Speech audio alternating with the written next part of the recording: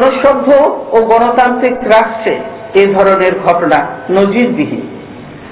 এই সব ঘটনার মাধ্যমে ন্যায় বিচারের সর্বশেষ আশাটুকু সম্পূর্ণ তিরোহিত হয়ে যায়। এমন পরিস্থিতিতে ট্রাইব্যুনালের কোন বিচারকের পক্ষে স্বাধীন এবং নিরপেক্ষভাবে বিচার কার্য পরিচালনা কিংবা রায় দেয়া সম্ভব নয়। তাই এই ট্রাইব্যুনালের যে কোনো রায় এখন প্রশ্নবিদ্ধ হয়ে থাকবে। আমরা স্পষ্ট করে বলতে চাই যে সরকার বিচার প্রক্রিয়ার উপর চাপ প্রয়োগের উদ্দেশ্যে ন্যায় বিচারের পরিবেশ ধ্বংস করে দিয়েছে। শুধু তাই নয়, তারা জনগোষ্ঠীকে বিভক্ত করে এক ভয়ঙ্কর সংঘাত ও সহিংসতা পরিবেশ সৃষ্টি করেছে। প্রতিটি নাগরিক আজ উৎকণ্ঠিত, সকলের নিরাপত্তা আজ বিপন্ন। এই অনৈক্য ও সংঘাত আমাদের জাতীয় নিরাপত্তাকেও আজ গুরুতর হুমকির মুখে ঠেলে দিয়েছে। এই ভয়াবহ পরিস্থিতি সৃষ্টির সমস্ত দায়িত্ব এই সরকারকেই বহন করতে হবে। বিচার প্রক্রিয়ার উপর বিক্ষোভের চাপ প্রয়োগকে সমর্থন করে, জাতিকে বিভক্ত করে সংঘাতের পথে ঠেলে দিয়ে এবং নিজের দেশের নাগরিকদের উপর বর্বর হত্যাকাণ্ড চালিয়ে এই সরকার ক্ষমতায় থাকার সকল নৈতিক অধিকার হারিয়ে ফেলেছে। তারা ক্ষমতায় থাকলে দেশ আরো ভয়ঙ্কর বিপর্যয়ের দিকে ধাবিত হবে। সে কারণে আমরা অনতিবিলম্বে এই রক্ত পিপাসু খুনি সরকারের পদত্যাগ দাবি করছি। জনগণের গণতান্ত্রিক আন্দোলনকে ভিন্ন খাতে প্রবাহিত করার হীন উদ্দেশ্যে সরকার ইতিমধ্যে পরিকল্পিতভাবে ধর্মীয় সংখ্যালঘুদের বাড়িঘরে আক্রমণ চালিয়ে দেশে বিরাজমান সাম্প্রদায়িক সম্প্রীতি ধ্বংসের অপচেষ্টা চালাচ্ছে। এরা একই উদ্দেশ্যে শান্তিপ্রিয় বৌদ্ধ ধর্মাবলম্বীদের ওপরও হামলা চালিয়েছিল। আমি সরকারকে এমন আত্মঘাতী ষড়যন্ত্র থেকে বিরত হওয়ার পরামর্শ দিচ্ছি। দেশবাসীকে আমি সাম্প্রদায়িক সম্প্রীতি বিনষ্টের যে কোনো অপচেষ্টার বিরুদ্ধে সজাগ থাকার আহ্বান জানাচ্ছি।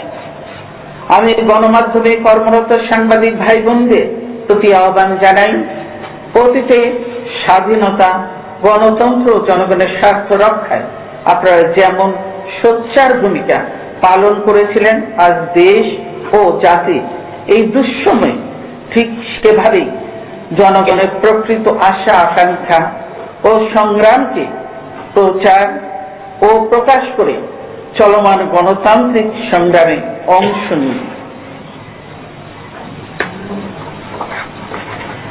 আমরা শান্তির পক্ষে, আমরা সংঘাত, সংঘর্ষ, হারানির বিপক্ষে, আমরা গণতন্ত্র ও ন্যায় বিচারের পক্ষে। দলমত নির্বিশেষে প্রতিটি নাগরিকের শান্তি ও নিরাপত্তা নিশ্চিত করার পক্ষে আমাদের দৃঢ় অবস্থান।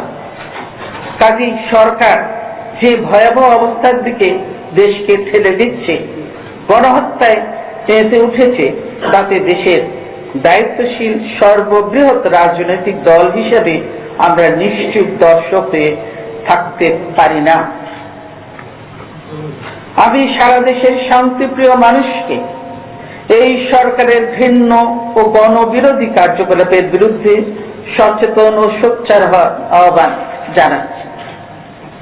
উদাত্ত আহ্বান জানাচ্ছি যে কোনো মূল্যে জাতীয় ঐক্য ও সংহতি বজায় রাখার জন্য। আমি দেশবাসীকে এই সংকটের মধ্যে রাজপথে নেমে আসার ডাক দিচ্ছি।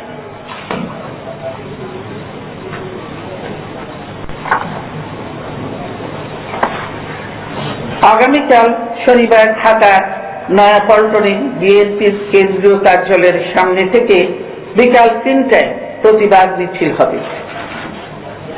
একই সঙ্গে একই সময়ে সারা দেশে মহানগর ও জেলা সদরগুলোতে বের হবে প্রতিবাদ মিছিল। সরকারি সন্ত্রাস ও গণহত্যার প্রতিবাদে আয়োজিত এই সব মিছিলে আমি সকলকে শরীক হওয়ার আহ্বান জানাচ্ছি। সরকারের দুর্নীতি, দুঃশাসন, নির্যাতন, নিপীড়ন ও গণহত্যার প্রতিবাদে আগামী 5ই মার্চ মঙ্গলবার সারা দেশে সকাল সন্ধ্যা সর্বাত্মক হরতাল পালনের জন্য আমি দেশবাসীর প্রতি উদাত্ত আহ্বান জানাচ্ছি। আমি সরকার ও প্রশাসনকে বলবো, জনগণের শান্তিপূর্ণ প্রতিবাদ বিক্ষোভে কোনো বাধা সৃষ্টির চেষ্টা করবেন না। আমি বলবো, আর একটি গুলিও যেন চালানো না হয়। জুলুম নির্যাতনের পথ বেছে নিলে আমরা জনগণকে সঙ্গে নিয়ে রাজপথে এর বিরুদ্ধে প্রতিরোধ গড়ে তুলব। প্রিয় সাংবাদিক বন্ধুগণ, আপনারা জানেন এই সরকার সম্পূর্ণ ব্যর্থ সরকার। অযোগ্যতা, সন্ত্রাস ও নৃশংসতায় তারা নিজেদের অতীত রেকর্ডও এবার ভঙ্গ করেছে। এরা সম্পূর্ণ গণবিচ্ছিন্ন হয়ে পড়েছে। ছলে বলে কৌশলে কলে কৌশলে প্রচার মাধ্যমকে নিয়ন্ত্রণ করে এরা প্রকৃত জনমতকে আড়াল করতে চাইছে, কিন্তু প্রকৃত অবস্থা তারা নিজেরাও জানে। তাই ক্ষমতায় থেকে নির্বাচনী প্রহসন করে আবার গদিতে বসতে চায়। নিরপেক্ষ নির্দলীয় সরকারের অধীনে জাতীয় সংসদ নির্বাচনের গণদাবি, জাতীয় সংকট এবং তাদের সীমাহীন ব্যর্থতা ও দুর্নীতি থেকে জনগণের দৃষ্টিকে ভিন্ন খাতে প্রবাহিত করার অসৎ উদ্দেশ্যে তারা দেশকে চরম অনিশ্চয়তা ও অস্থিতিশীলতার দিকে ঠেলে দিচ্ছে।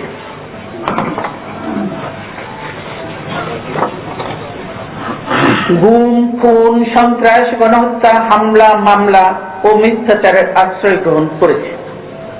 আমরা আমাদের প্রিয় মাতৃভূমিকে, রক্তার্জিত গণতন্ত্রকে এভাবে ধ্বংস হতে দিতে পারি না। তাই সব ধর্মের, সব ধর্মমতের এবং পাহাড় সমতলবাসী প্রতিটি গণতন্ত্রকামী দেশপ্রেমিক নাগরিকের প্রতি আমার আহ্বান, দল, মত, শ্রেণী, পেশা নির্বিশেষে সকলে মিলে আসুন দেশ বাঁচাই, মানুষ বাঁচাই।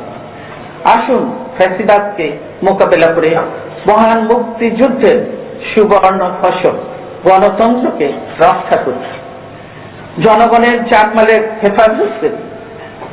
মানুষের ধর্মীয় অনুভূতিকে শ্রদ্ধা জানাই। জাতীয় ঐক্য, সার্বভৌমত্ব, নিরাপত্তা ও শান্তি নিশ্চিত করি। আপনাদের সকলকে ধন্যবাদ। আল্লাহ হাফেজ।